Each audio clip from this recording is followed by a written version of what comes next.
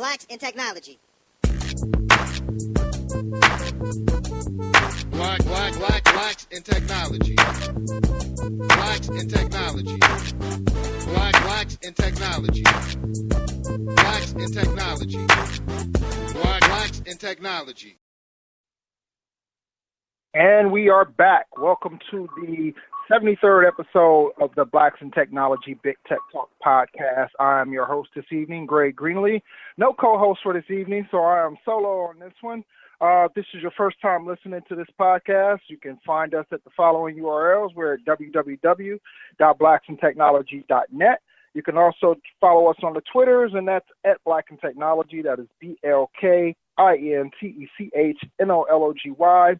We're also on Facebook, so it's facebook.com/Blacks in Technology. And we also have a rapidly expanding LinkedIn group under Blacks in Technology, so check us out there as well. If you are on Twitter right now, you have questions for our guests, tweet them using the hashtag BitTechTalk. That's BITTECHTALK.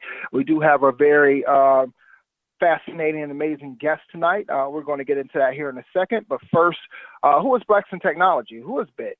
Blacks in Technology is a tech-focused community and media organization focused on increasing diversity in technology. We're always focused on forming new partnerships and opportunities to assist our members with their continued professional growth and development. So if you want to partner with us, send us an email to partnerships@blacksintechnology.net. If you have any general inquiries, send us an email to info@blacksintechnology.net. And if you want to sponsor one of your podcasts or sponsor one of our podcasts and get your company in front of our large and expanding network, send us an email to sponsorship@blacksintechnology.net. We do have a couple of announcements, so let's go through that quickly. We are proud to announce that we have partnered with the Self Conference, and we are an official diversity sponsor for that event that's happening in Detroit, Michigan, at the Motor City Casino, and that's happening May 29th and 30th. We do have discounts to this conference, and it's available if you check out our site. There is a blog post on there that actually give you the link for the discount, so check out our site. We're also holding a contest, and we have a few more free passes to give away to that event. So if you can make it to that event, if you're in the Detroit area, check out the site. And there's another link on there to fill out a form. Fill out that form. That'll enter you into the contest.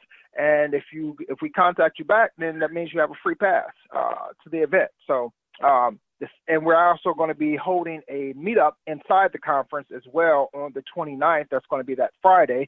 And if you haven't heard of the Self Conference, it's a mix of fantastic tech presentations and insightful soft talks in fabulous downtown Detroit.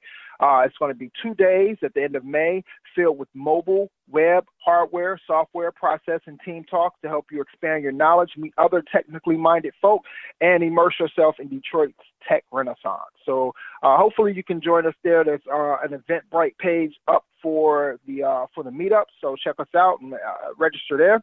And what else is going on? We also are honored to be an outreach partner for the Registry Bay Area 40 Under 40 Tech Diversity Silicon Valley campaign. They are accepting nominations right now for their inaugural 40 Under 40 Tech Diversity initiative, and it's organized by the Registry Bay Area and Digital Diversity Network. The 40 Under 40 Tech Diversity is a regional recognition of the outstanding achievements of 40 leaders from underrepresented communities of color under the age of 40 who are standouts in their field of technology as engineers, technologists, diversity and inclusion officers, executives, entrepreneurs, or VCs. Nominees will be evaluated on their professional achievements and influence within their industries. Board affiliation, civic engagement, and other leadership roles will also be taken into consideration. The nomination deadline is Friday, May 8th. So if you want to nominate someone for the 40 Under 40 Tech Diversity campaign, go check out the registrybayarea.com and submit your nomination. All right, so now we're going to get into our guest. Right now, we want to welcome Dr. Damon A. Williams. He is a scholar, a leader, an educator. He is passionate about making organizations inclusive and excellent for all by creating equitable educational outcomes and activating learning, youth development, and leadership in ways that are transformative and inspiring of new possibilities. Dr. Williams received his PhD from the University of Michigan Center for the Study of Higher and Post-Secondary Education, where his focus was in the area of organizational behavior and management. He received his master's degree in educational leadership and his bachelor's degree in sociology, both from Miami University. We are going to talk to Dr. Williams about the My.Future Tech Initiative that is being spearheaded by the Boys and Girls Club of America. So I want to welcome Dr. Williams to the show. Dr. Williams, you there? I am here. Thank you so much for that robust introduction. Glad to be here. No problem. Glad to have you on. Right now, I know you're stuck in, not stuck, but you're in the Atlanta airport, so I appreciate you stepping to the side and for this podcast. Definitely appreciate that. So give us a little bit about your background and tell us about your involvement in the Boys and Girls Club of America and what the My.Future program is about. Sure. Well, thank you so much for that. I've been with Boys and Girls Clubs of America for about 2 years and really joined this organization in my current role. I'm Senior Vice President and Chief Education Officer for the clubs that are around the world. And we have more than 4,100 clubhouses that serve nearly 4 million youth annually and are led by 54,000 heroes and sheroes, which are our youth development professionals in communities from the East Coast to the West Coast to, indeed, we have many club sites that are around the world through our affiliated relationship with the military. And in that work, we focus into 3 key priority areas. 1 is academic success, 2 is good character and citizenship, and 3 is healthy lifestyles. Those are our 3 priority areas, and for me, it's absolutely a coming home because I was a club youth myself growing up in Dayton, Ohio, was a member for multiple years of my local club, and it was a key component of my background and a key component of everything that I've been able to accomplish. And when the opportunity presented itself to lead my administrative appointment at the University of Wisconsin-Madison and my faculty appointment there, it was an incredible opportunity to bring together worlds, bring together the things I was passionate about in terms of creating equitable opportunity and to be able to do that much, much earlier on in the pipeline such that we can truly drive the next generation of leaders for the innovation economy. Excellent. For one thing I want to acknowledge is that you're from Dayton, Ohio. I'm out of Cincinnati, so big ups to you on that. Absolutely. Straight out of West Dayton, Ohio. Right. Nice. I actually have a lot of family. My father's side of the family is actually from Dayton, Ohio. So, excellent. And I didn't know how large, the Boys and Girls Club of America was. 4,100 facilities. For over 4 million kids, that's pretty remarkable. And I like the term sheroes as well. That's very, very nice. Very nice. Absolutely. It's we think it's one of the great organizations in the world today because we have a chance to make a incredible contribution into the development of young people. And, you walk into any of our clubs across this country, they are open every day. And the motto that we believe is that, when schools are closed, the clubs are open. And we see ourselves as an incredible partner to what goes on in schools. And the My.Future platform is going to quicken our ability to help young people, particularly in the arena of academic success, and helping them to acquire the type of digital literacy abilities that are going to be so essential to 21st century leadership. Excellent. And I love that what you were saying about early exposure because as we all know, and as this awareness around technology is building, we find out that early exposure is definitely key when it comes to our youth. So that's great. That's a great initiative. So tell us, the Boys and Girls Club of America has been a staple in urban communities for years. There's actually one being rebuilt right up the street from me. So why choose now to launch an initiative involving technology, or have you already had technology initiatives in place, but not on this magnitude? So we've had technology in place in our clubs for a number of years. Okay. But it was really basics, introduction to computers, introduction to basic computer applications like word processing, how to surf and manipulate on the web. And they were really basic applications, honestly, things that any six-year-old can do today. What we really have come to deeply understand and appreciate is that this is a generation of digital natives, and for us to be able to remain relevant in their lives, we have to have technology and digital platforms as an important component of how we bring the club experience to life. And so we made the decision about a year and a half ago that we were going to forge forward and think about technology in a new way and think about digital engagement in a new way, not as a program, but really see it as a pathway and see the digital environment as a pathway that we wanted to put young people on to help them to acquire the types of skills and abilities that would allow for them to be successful in a global, interconnected innovation economy. And so in that, what does that mean? That means that we want experiences that allow for them to understand how to use digital environments to explore, to learn, how to create content, how to collaborate, how to problem solve, how to transform their experiences in self-directed, individual learning types of pathways. And that's something that is much more dynamic than what we had before. And the My.Future platform, which Comcast, NBC Universal has been incredibly supportive in making a gift to help us build this platform, will allow us to do is exactly that. It'll allow us to do exactly that, providing self-directed learning opportunities for young people to be exposed to topics like game design and how to introduction to coding experiences, introduction to video editing. It'll be a platform that's about allowing them to explore their interests, and then it will allow for them to explore those interests at different levels of complexity. So there'll be basic levels, there'll be intermediary levels, there'll be advanced levels, and the beauty of it is that as it ultimately is created, it will continue to evolve and become more dynamic over time. And so the idea is that we want to build the My.Future platform in such a way that it can be future-proofed, so that we can continue to upgrade it and continue to evolve it such that it never goes out of date, it never loses currency, it just continues to evolve as our communities of young people do. All right, that sounds excellent. And I like that what you've done is create this platform so it's not just a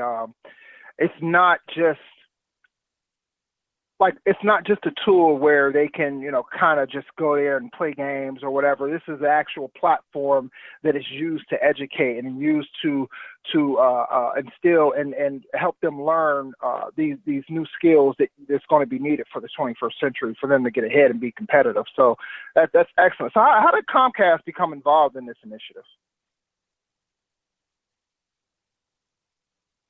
So Comcast has been a really venerable partner of ours that's been in place for years now, and really has been on a pathway of truly helping us to build out our digital platforms, to tell our stories of impact by helping us to get on television and tell the value and the benefit of the clubs.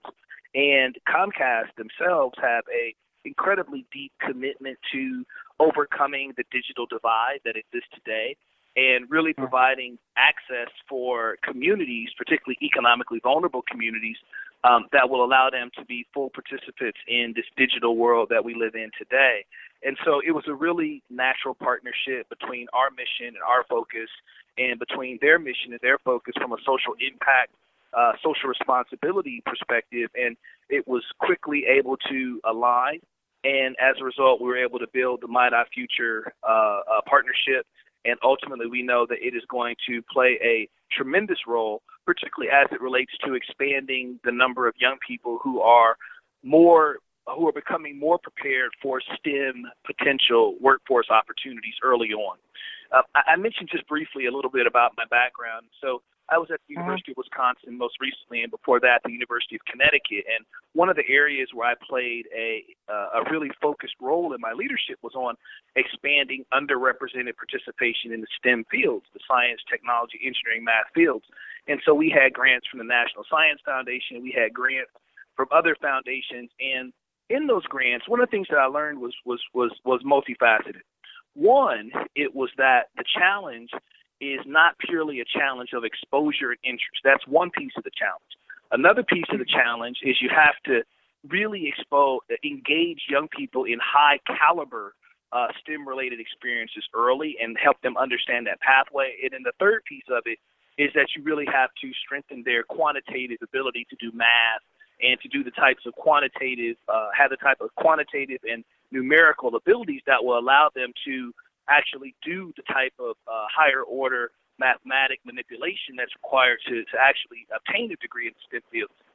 What we're trying to do with My.Future and what we're trying to do with our summer learning loss prevention program, which is the summer brain gain program, is we are tackling these challenges that truly stymie STEM-related possibilities head on.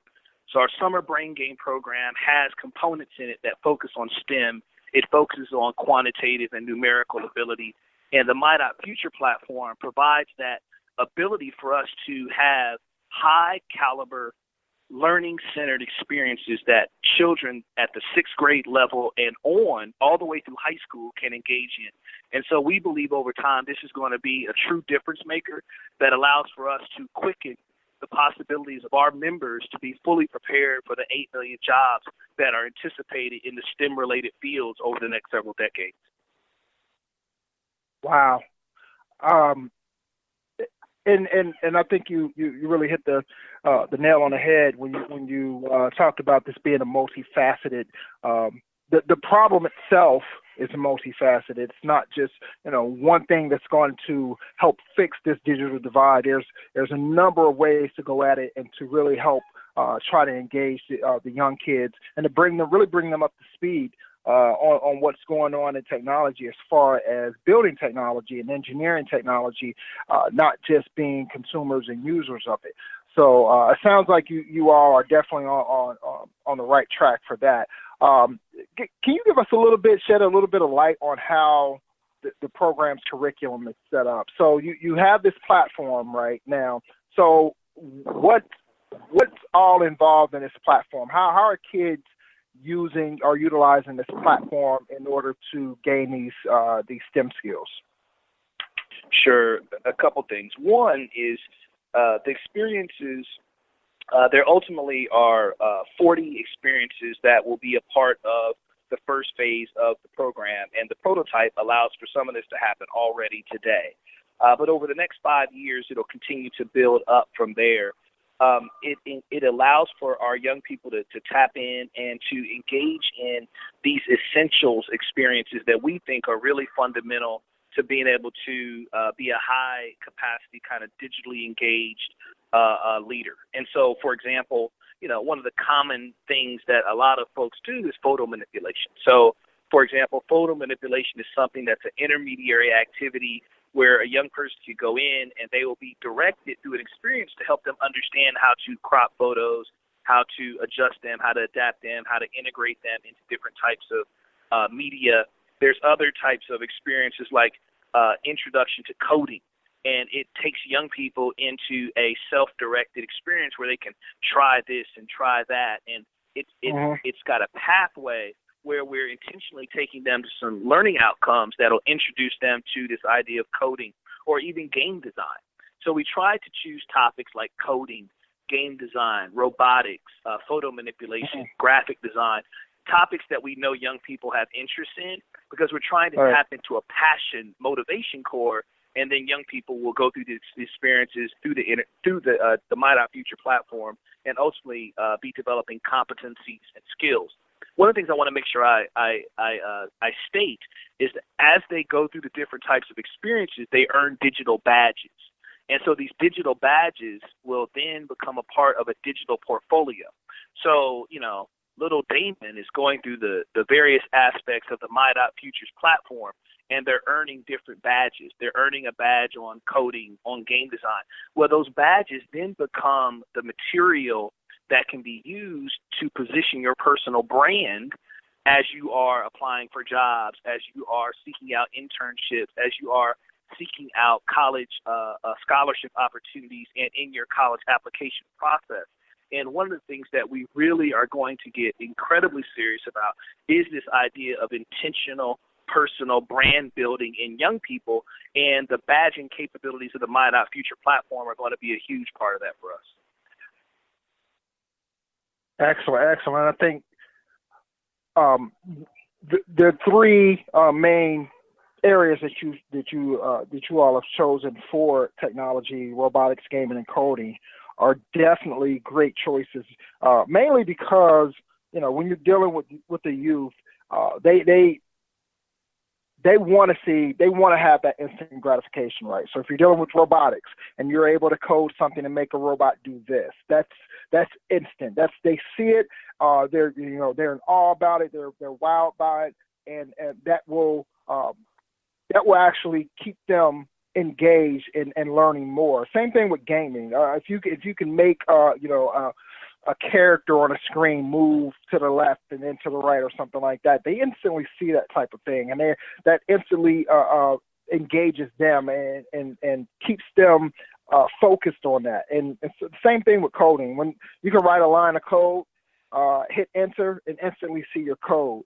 So those three things right there are definitely great choices. And I love what you said about branding as well, because on the internet, that's so important nowadays, especially when it comes to getting a job, because now that your information is out there on the internet, accessible for everybody to see, just having a good brand, it says a lot. You can have a bad brand, you can have a good brand, and for you all to take into consideration that that's something that these kids need to learn is very smart, because like I said, nowadays everything is on the internet. You've got things like LinkedIn profiles, you've got blogs, you've got Facebook. Anything can be found, and it's good that kids have a leg up on knowing how to brand themselves and how branding can affect their future as far as a career. So that's excellent. Absolutely. I've talked a little bit about the Summer Brain Gain program, which is about eliminating summer learning loss, and we see that as fundamental to being able to really diversify the STEM field. The second thing we've been talking about, and it's been the real core, obviously, of our talk today, is My Not Future, which is really about giving young people a digital platform that allow them to grow and develop and establish their digital competencies, get exposed to different types of STEM-related content. Probably the third, really incredible program that we have, and we're also taking to another level, is our Youth of the Year program. And that program is where we're building out a very dynamic leadership development curriculum. And it's that curriculum which will focus into personal branding, the ability to lead and follow in teams, public speaking, the ability to look at the world through multiple perspectives and collaborate, all those 21st century leadership skills that when you put that with high levels of digital literacy and exposure and strength in quantitative areas, and also the ability to be just generally literate at a high level, you open up all kinds of possibilities for our young people. And that's really the key focus of the work that we're doing today, and we will be doing now and into the future as we look to quicken our efforts to create these next generation 21st century leaders. That is so critical, and that's a key, especially when it comes to surviving in corporate America. Having those leadership skills, having those soft skills, and being able to utilize that in your career. Some people who are hardcore techies or hardcore engineers come in to their careers not having that, and the fact that you're exposing these young people to this early on, so that they're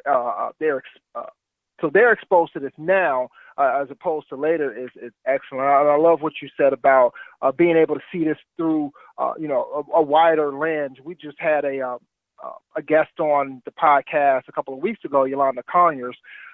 She is over at HP, and she heads up diversity there. She was telling us about the time she spent in China, and just how different the cultures are, and how she had to adjust, and how she had to kind of deal with that whole culture shift.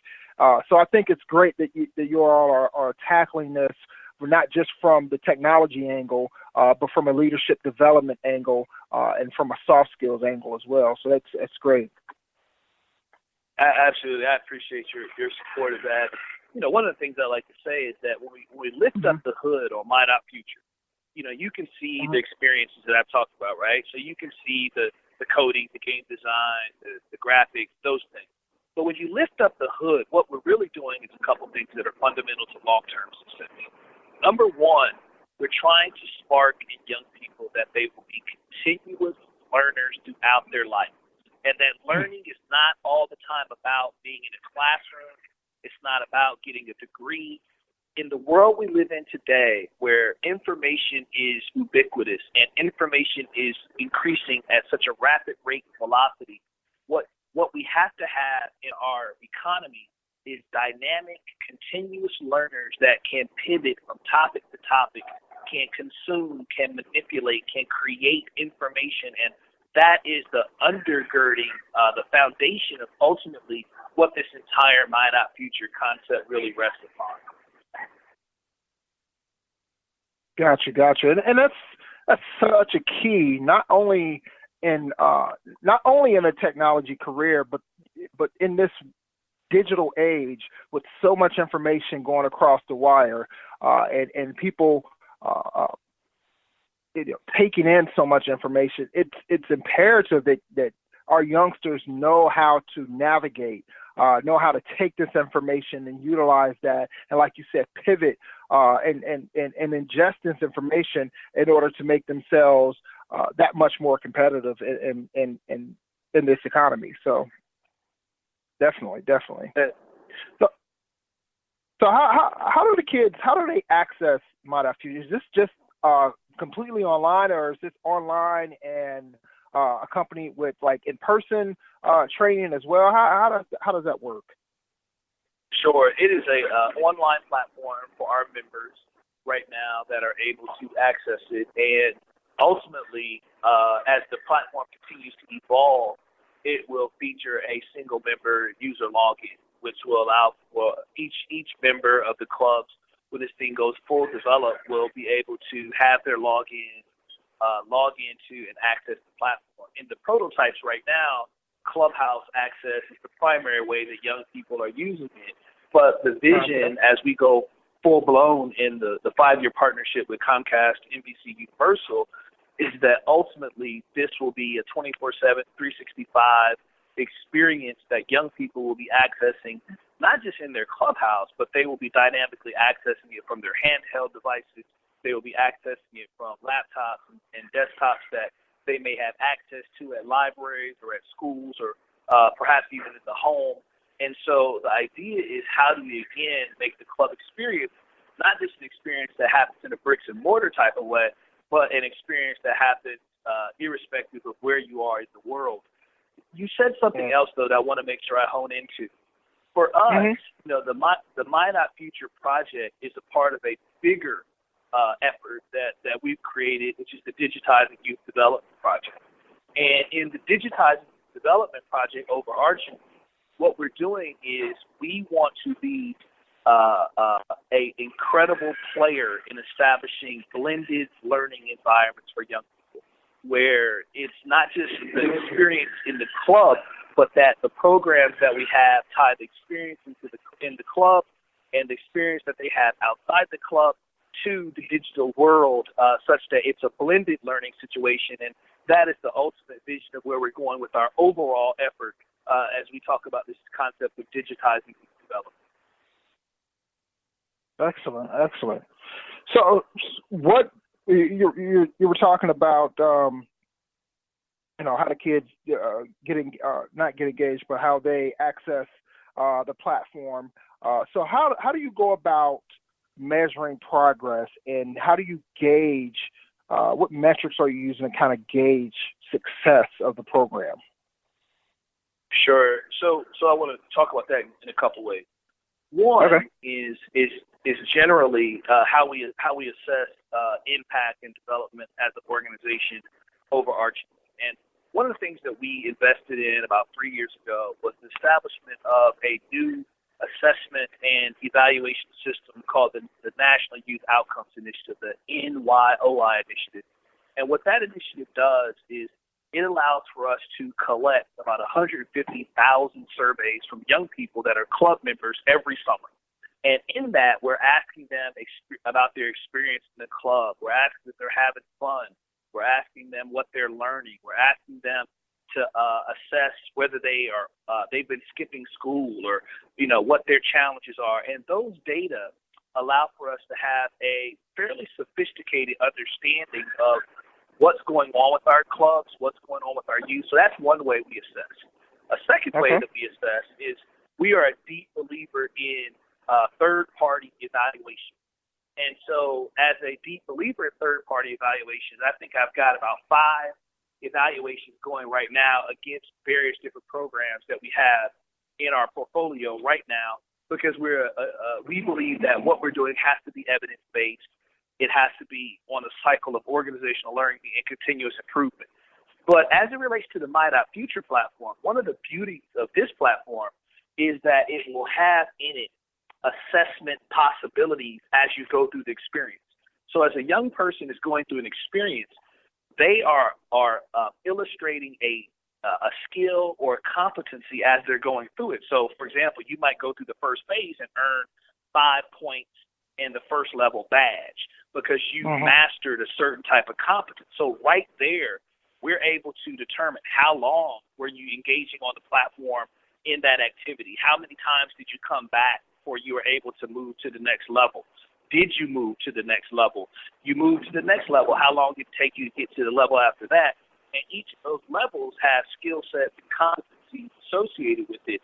And each of those levels is recognized by a digital badge that goes into your portfolio. So we're able to understand and ascertain the type of learning that's happening from young people, which is the ultimate thing that we're going for.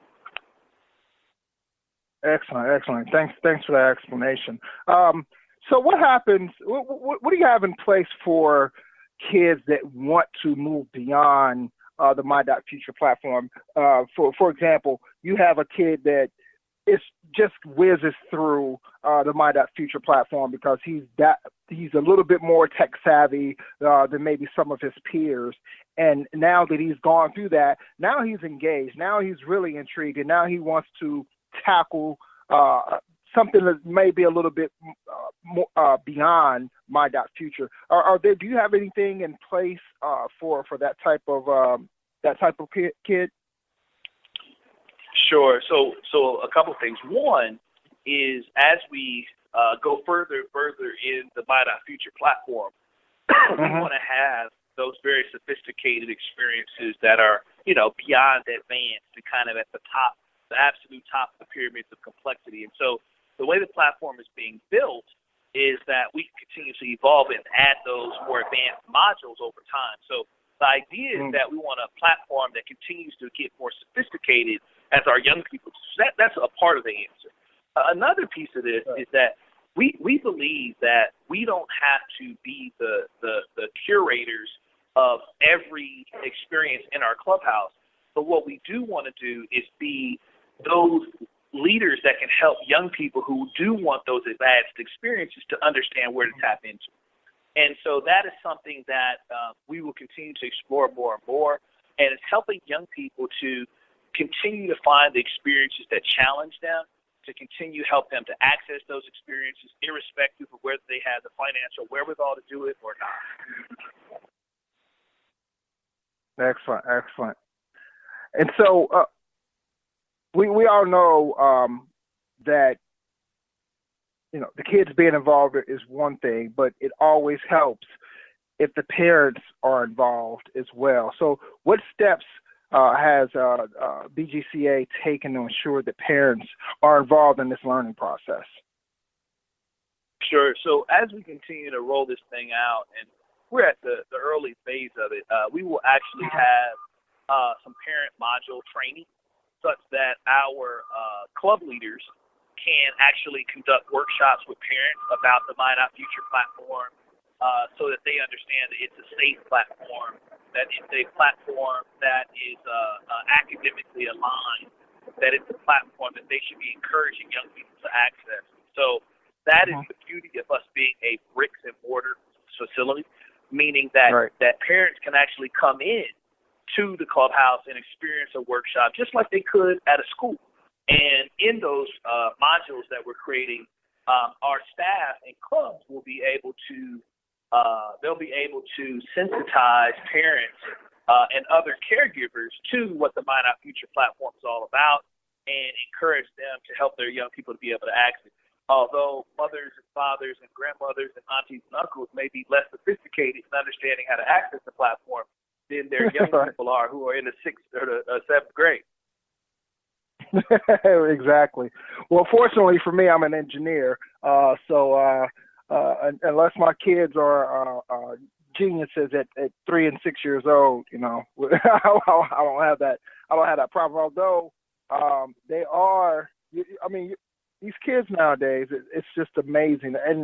And this, I might be telling my age a little bit, but I remember the kind of handheld gaming consoles that just had the blip on the screen. That's kind of what I grew up with.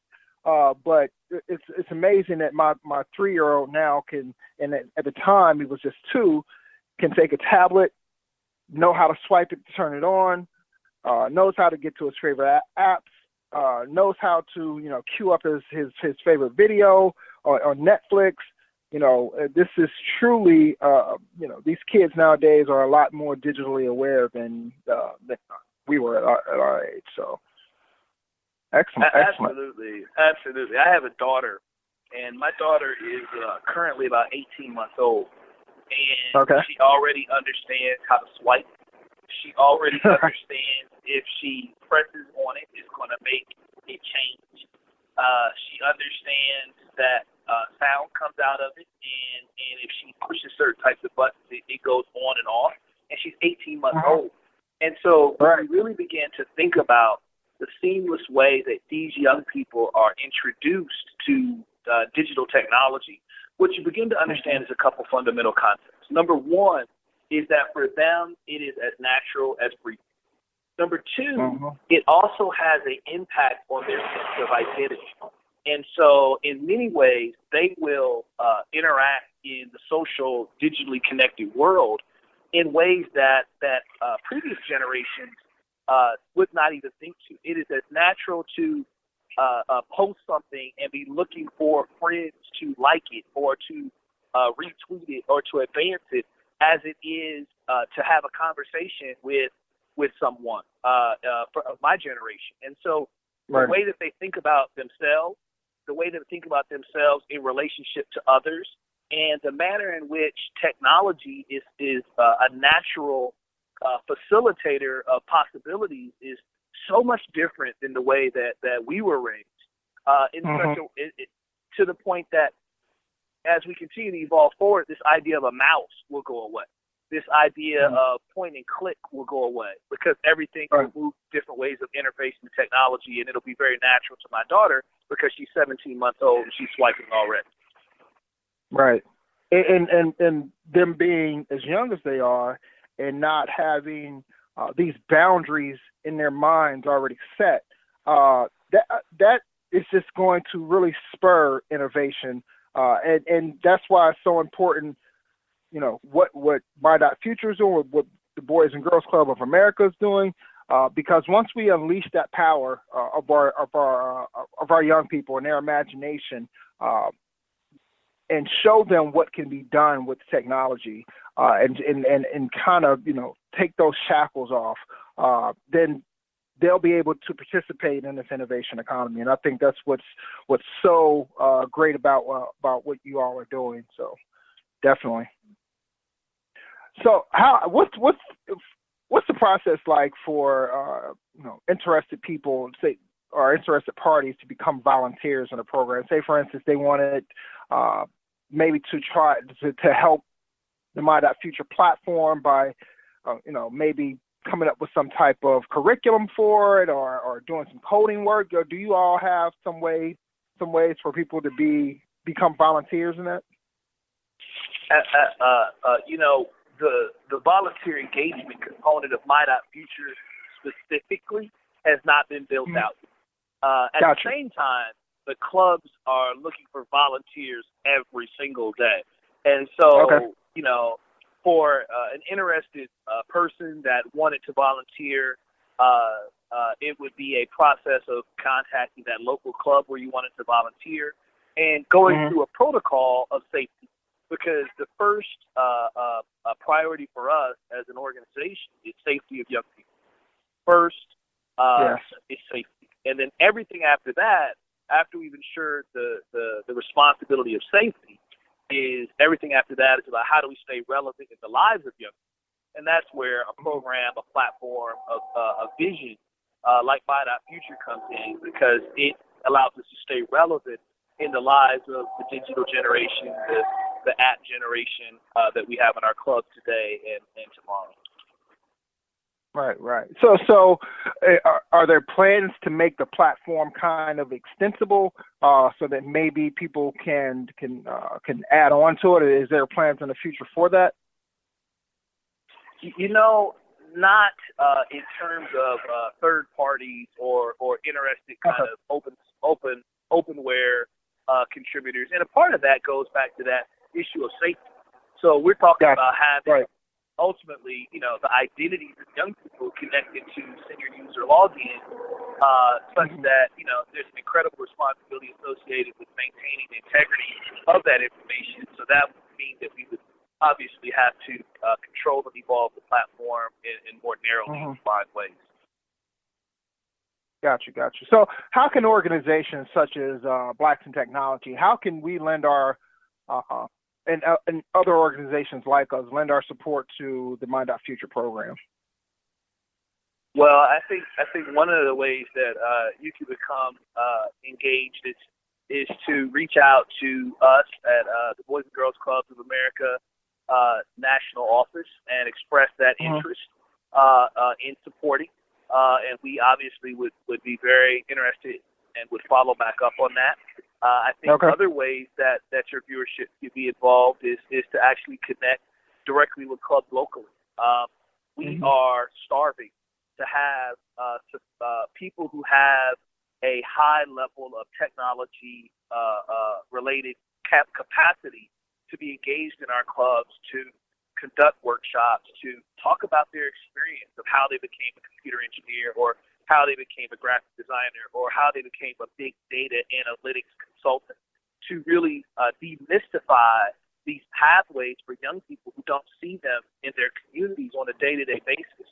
So individuals that are within your podcast ecosystem that could bring that type of experience, that type of background, that type of pathway to our clubs locally, honestly, would be the greatest treasure for those clubs, because they're always looking for ways to hero and shero and platform those folks who bring that to the table.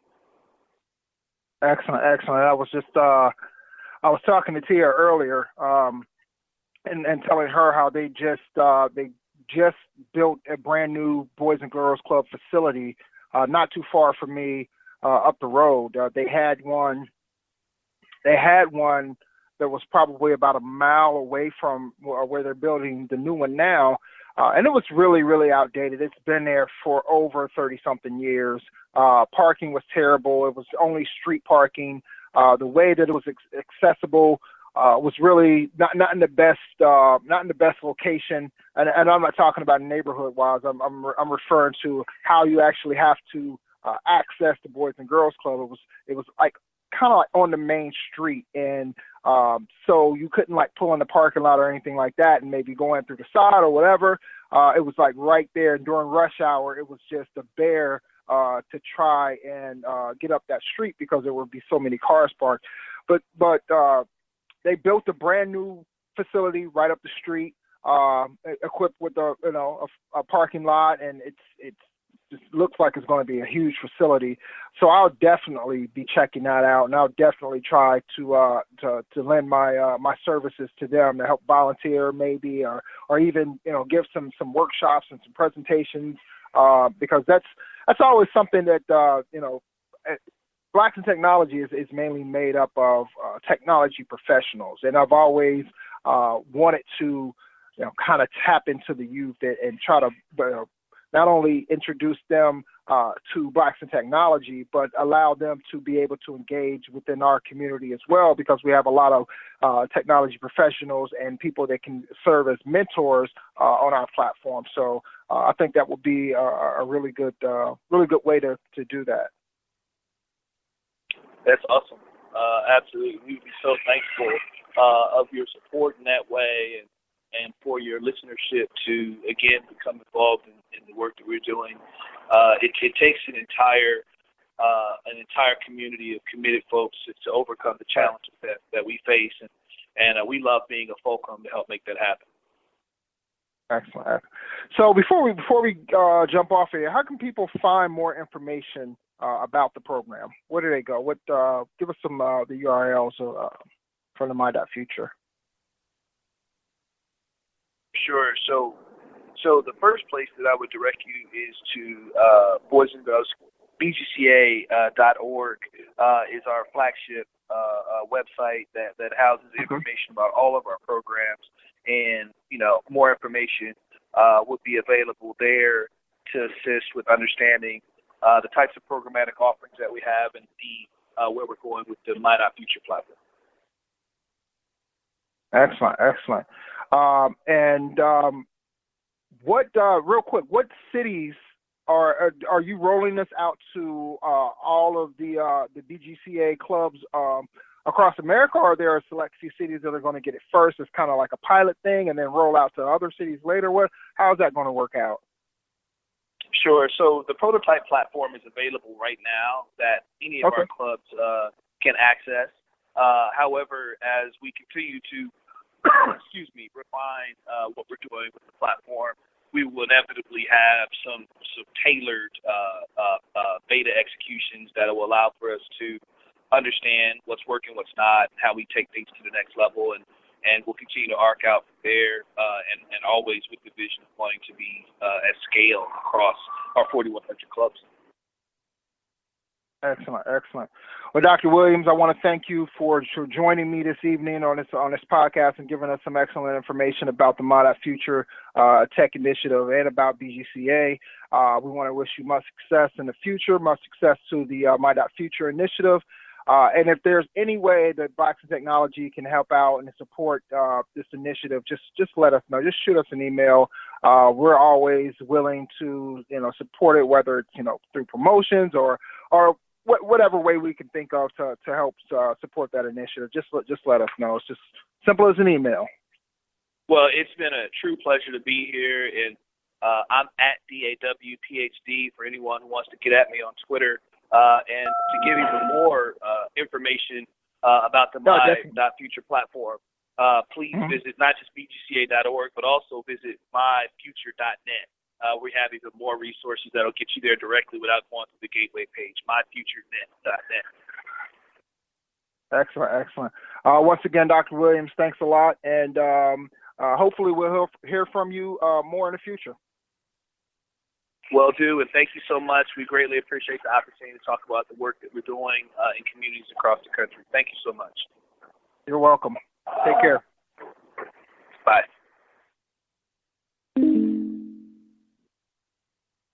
What a great conversation. What a great initiative that's going on at Boys and Girls Club of America.